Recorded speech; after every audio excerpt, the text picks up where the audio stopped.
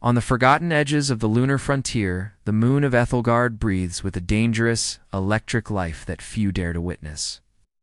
This is a world defined by the storm, where the sky turns into a churning sea of static and the ground beneath your feet vibrates. Deep within the glowing crystal canyons, a strange blue dust begins to lift, rising into the air like the spirits of the deep earth. The wind carries a haunting melody, metallic singing sound as it whistles through the cracks of the ancient vibrating stone walls. In the distance, the flickering lights of the colony struggle against the gloom, appearing smeared and fragile against the overwhelming power of the storm. Caleb Ford stands at the precipice. At 16, his hands are already calloused by the grit of the mines and the cold of the moon. He watches the red warning beacons pulse. They are a heartbeat of impending disaster, casting a rhythmic crimson glow across his determined face. Below him, the massive metal cages of the lifts groan on their cables, carrying the lifeblood of the colony between the treacherous canyon ledges. But while the miners struggle in the dust, the spire stands tall, a silver needle of luxury and safety, towering over the chaos below. As the storm intensifies, the spire begins to seal itself. Its heavy doors slide shut, cutting off the elite from the world they exploit. Inside the quiet halls, Ilara Vale watches the horizon. Her elegant coat is a sharp contrast to the grit and grime of the canyon. She sees the first sparks of weapon fire.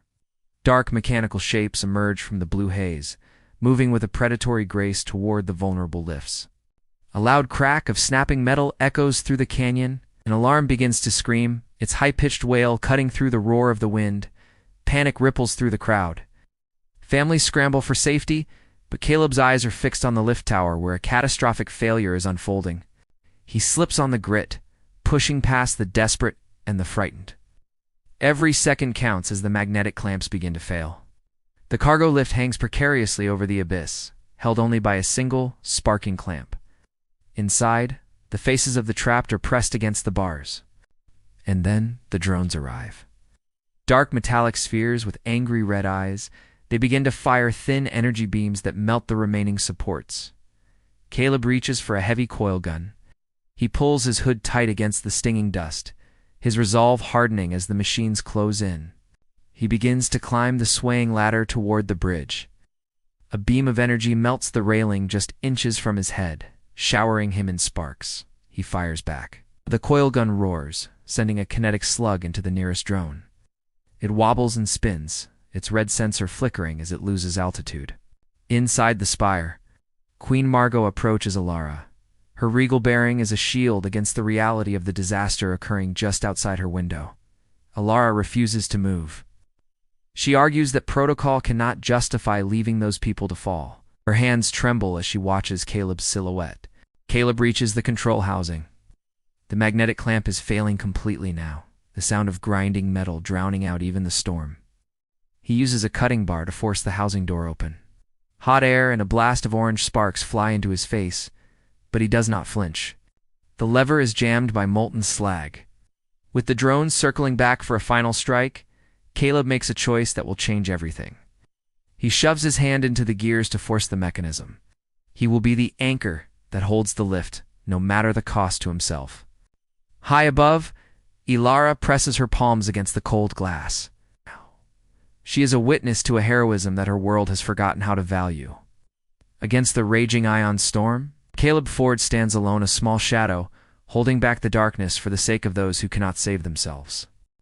In a world consumed by steel and storm, one man stands between survival and a long, dark fall into the abyss below. Caleb's hands were slick with grease and blood, but he refused to let go. Lift's lifeblood was in these jammed controls. From the swirling dust, they emerged cold, unfeeling orbs with sensors locked on his position. The machines had come to finish the job. The air hissed as a concentrated beam of energy sliced through the metal. Caleb could feel the heat biting at his skin. It wasn't a mechanical failure. It was sabotage. A bent pin locked the mechanism, a silent death sentence for those below. The bridge groaned under the assault. Every second Caleb spent fighting the machine was a second the lift moved closer to catastrophe. Dangling in the gale, the lift cage swung like a pendulum. Inside, hope was a flickering flame, nearly extinguished by fear. Caleb snapped a magnetic hook onto the sabotage pin. He braced himself, pulling until his muscles screamed in protest. With a screeching snap, the metal gave way. The lever moved, and the heavy pulse of the motors returned to the tower. The lift began its slow, grinding descent to safety. Relief was a luxury Caleb couldn't afford as a machine lunged at him. He fought back with the only tools he had. A welding torch became a blinding shield against their cold, robotic eyes. He had to draw them away. Caleb sprinted across the exposed bridge, using the infrastructure as a shield against the incoming fire. Every shot counted. He fired his sidearm with precision, sending one of the mechanical hunters spiraling into the blue haze below, up in the spire. Alara watched the battle with bated breath. She saw the bravery of a man the world had forgotten, but authority remained unmoved. Queen Margot stood in cold silence, ignoring the pleas of those who wanted to open the gates. Caleb reached the junction. If he could create a pulse, he could shut them all down. It was a desperate, dangerous gamble. The surge was blinding. A wave of electricity rippled through the air, short-circuiting every machine in the immediate vicinity. For a moment, there was silence. Caleb leaned against a support, his body aching, watching the lift finally reach the lower platform. But the storm wasn't over. A heavy thud echoed through the bridge, the sound of something far larger than a mere orb. An armored walker stepped into the light, its weapon arm glowing with a lethal charge, aimed directly at the lift cables. Caleb didn't hesitate. He pushed off the support and ran. He was just one man against a giant, but he wasn't done yet. Inside the spire, Alara turned away from the glass. She wouldn't just watch anymore. It was time for the city to wake up. The battle for the tower had only just begun. In the heart of the storm, a hero was born from grease, grit, and fire. Caleb ran back along the bridge, boots striking metal that shook under each step. The bigger machine climbed onto the main platform below, moving with steady power. It was shaped like a man in heavy armor, but its joints were too sharp. Its head had a single bright lens that swept the area. The lift cage reached the platform edge. Workers rushed forward, grabbing bars and pulling people out. Some cried. Some just stared. The bigger machine did not go for the crowd. It went for the lift tower supports, aiming at the base where thick beams held it together. Caleb saw it and felt cold spread through him. He was high on the bridge, maybe 30 feet above the platform. He was not strong enough to wrestle that thing. His coil gun was nearly empty. He forced his fear down and kept moving. Inside the spire, Alara moved fast through a side corridor. She had left the viewing balcony without asking permission. Alara kept her head down. She reached a desk where an access badge hung on a hook. A young officer stood there, distracted. Her fingers were quick and light as she slid the badge off the hook. She walked faster, following a narrow service path. She reached a sealed hatch. Alara held the badge to the scanner. The light turned green, and the hatch opened with a hiss. Cold air slammed into her. The storm sound rushed in, loud and wild. She stepped out onto a metal service ledge. Below her was the canyon and the colony lights. To her left, the lift tower stood like thin bones against the storm. Behind her, Nathan Cole burst onto the ledge, face hard with worry. "Princess, stop," he called. "You can't be out here." Alara did not stop. "I won't be behind glass." Nathan caught up, staying close. He saw Caleb on the bridge. "That's a kid." On the bridge, the bigger machine fired. The beam hit a support beam and chewed into it, spraying molten metal. The tower groaned. Caleb lifted his coil gun and aimed at the machine's lens. He fired, hitting the machine's shoulder. The machine turned its head toward the bridge, lens locking onto Caleb. Caleb's stomach dropped as the machine aimed its weapon arm up. Caleb dove behind a support pillar as the beam cut across the bridge. The beam sliced through the railing, leaving a glowing line. Near the bridge end was a maintenance winch with a thick steel cable. Caleb crawled to it and grabbed the cable hook. Caleb pulled the winch release. The cable dropped with a loud clank, swinging down. The hook caught around the machine's lower leg. Caleb cranked hard, trying to pull the machine off balance. The winch screamed. His arms burned. Then a strange shimmer flashed between the machine and the bridge. The machine fired, but the beam bent slightly, cutting into empty air. Caleb looked toward the spire and saw Alara on a ledge, one hand holding a small device that glowed faintly. Together, without planning it, they turned a hopeless fight into a real chance.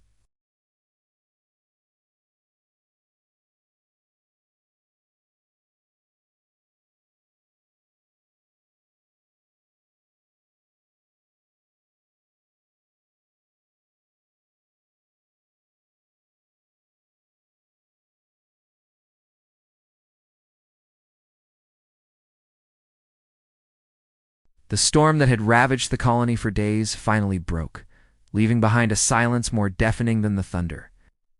Above the spires, the sky shifted from a violent indigo to a bruised, settling blue as the dust of the outer wastes began its slow descent to the ground. Every surface of the colony, once gleaming and pristine, was now etched with the remnants of the tempest. Wet, blue-stained streaks ran down the crystalline facades like tears, marking the resilience of a city that had very nearly been lost to the elements. On the edge of the abyss, Caleb Ford clung to life in cold steel. His lungs burned with the thin metallic air, every breath a hard-won victory. He stood alone on the precarious maintenance bridge, the only thing between the workers below and certain death. His hand was a map of his sacrifice storm, burned and stained by the very cables that had threatened to snap. Ow. The pain was a distant hum compared to the weight of the lives he held in the balance. In that moment, the rigid laws of the colony meant nothing. Below him, the people of the lower sectors looked up. They didn't see a lowly technician. They saw a savior. Without words, they raised their hands, silent. Powerful gesture of gratitude that echoed through the hollow canyons of the spire, breaking the social barriers of the colony. The heavy thud of tactical boots announced the arrival of the guard. Nathan Cole, a man carved from the same stone as the city, signaled for his team to halt. His eyes, usually cold and calculating, softened as he looked at the young man who had done what the elite could not. Not far away, Ilara watched, her heart hammering against her ribs. She held the stabilization device with trembling hands, her blonde hair caught in the fading wind. She had seen the storm break, but it was Caleb's courage that had truly changed the atmosphere of their world. Inside the clinical silence of the upper spire, the reality of the day began to set in. Queen Margot stood in the corridor, her regal presence a stark contrast to the chaos outside. She looked at Ilara, seeing not just a citizen, but the face of a new generation. The protocols were meant to protect us, the Queen admitted, her voice echoing in the hall.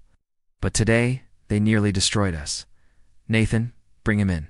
We will not let his bravery be forgotten or bound by the rules of the past. As the adrenaline faded, Caleb's strength finally gave way. The guards caught him as his knees buckled, guiding him down from the heights. He moved through a sea of faces. People who once ignored him now parted the way with reverence as he was led to safety. He caught the eye of a mother by the lift cage, clutching her child. Her simple nod carried more weight than any medal. Overwhelmed by the sudden shift in his world, Caleb looked away, unable to process the scale of what he had changed with a single act. In the sterile white light of the infirmary, the world felt distant.